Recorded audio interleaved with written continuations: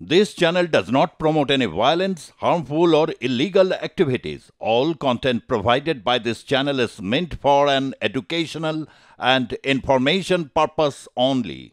বাংলাদেশের সঙ্গে আর পাকিস্তানের ভাব ভালোবাসা, সখ্যতা, প্রেম আরও যেন গভীর হচ্ছে। ভাবছেন হঠাৎ করে কেন বলছে এ কথা, বা হয়তো এটা ভাবছেন আমি আপনাদের সঙ্গে মশকরা করছি, বুঝিবা একদমই না। আমি ভুল বললাম নাকি ঠিক, আমি সত্যি বললাম নাকি মিথ্যা, নাকি করলাম মশকরা, তার জন্য আপনাকে শেষ পর্যন্ত এই ভিডিওটা দেখতে হবে। চট্টগ্রামে নোঙর করেছে একটি জাহাজ, করতেই পারে বন্দরে, জাহাজটি পাকিস্তানের। আর এই তথ্য নিশ্চিত করেছে বাংলাদেশ হাই কমিশন। শুধু তাই নয়, ঘটনাটিকে ঐতিহাসিক বলে অভিহিত করা হচ্ছে।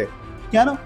1971 সালে স্বাধীনতার যুদ্ধের পর এই প্রথম কোনো পণ্যবাহী জাহাজ পাকিস্তানের করাচি থেকে বাংলাদেশে এলো।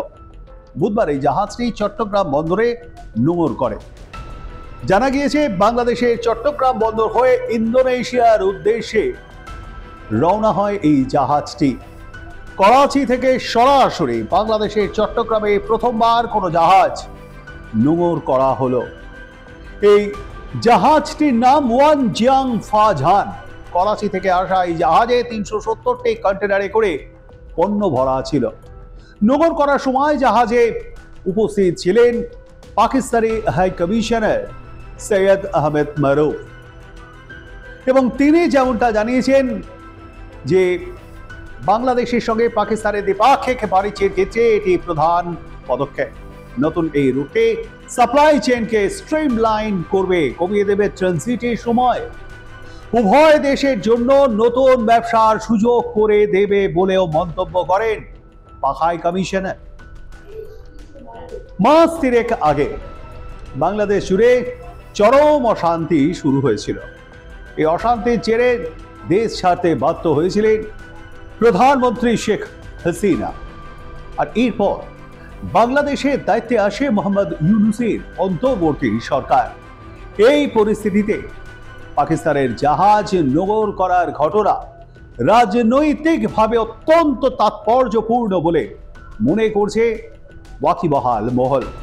মোহাম্মদ ইউনূস দায়িত্ব নেওয়ার পর থেকে পাকিস্তানের সঙ্গে বাংলাদেশের সুসম্পর্ক স্থাপনের সম্ভাবনা নিয়ে একেবারে প্রথম থেকেই শুরু হয়ে গিয়েছিল চর্চা।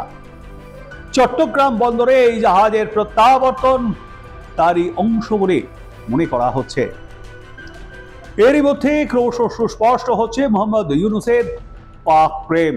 তবে কি বাংলাদেশের ইতিহাস থেকে মুক্তিযুদ্ধের ইতিহাস মুছে ফেলা হচ্ছে?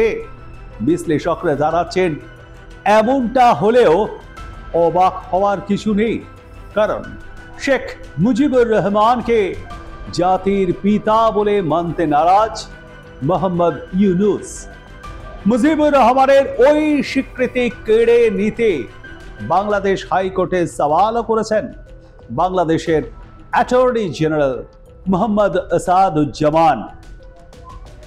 আর তারপরেই বাংলাদেশের চট্টগ্রামে নোঙর করল পাক জাহাজ।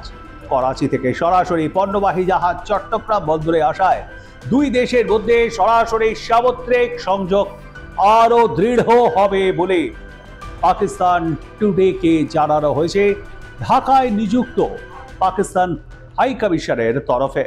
তবে পাকিস্তান এবং বাংলাদেশের এই উষ্ণ সম্পর্কের জেরে উদ্বেগে রয়েছে ভারত, কারণ পাক বাংলাদেশের এই সরাসরি সামুদ্রিক সংযোগের ফলে বাংলাদেশের দক্ষিণ পূর্ব উপকূল লাগোয়া ভারতের উত্তর পূর্বাঞ্চলীয় রাজ্যগুলিতে অস্থিতিশীল পরিস্থিতি তৈরি হতে পারে বলে আশঙ্কা।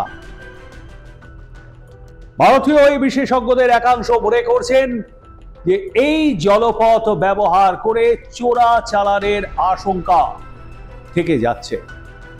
2004 সালে চট্টগ্রামে পাকিস্তানের গোয়েন্দা সংস্থা আইএসআই পরিচালিত একটি অস্ত্র চালান ধরা পড়েছিল, যা দক্ষিণ এশিয়ার সবচেয়ে বড় অবৈধ অস্ত্র বাজেয়াপ্ত করার ঘটনা।